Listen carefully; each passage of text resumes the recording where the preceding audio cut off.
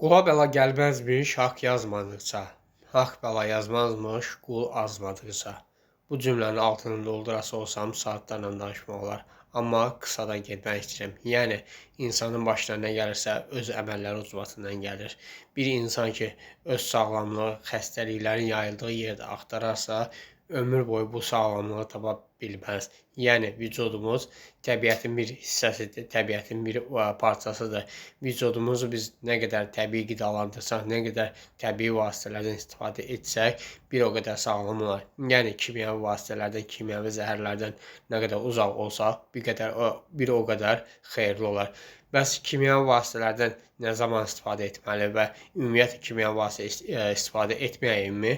İbn Sinanın burada çox gözəl sözü var. İbn Sinan deyir ki, vacib olmadıqca kimyəvi vasitələrdən istifadə etməyin. Ancaq çox təəssüflər olsun ki, bugünkü gündə ən çox analizlərdə qarşılaşdığım insanlar kimyəvi vasitələrdən daha çox istifadə etdiklərinə görə sağlamlıq problemləri yaşayırlar.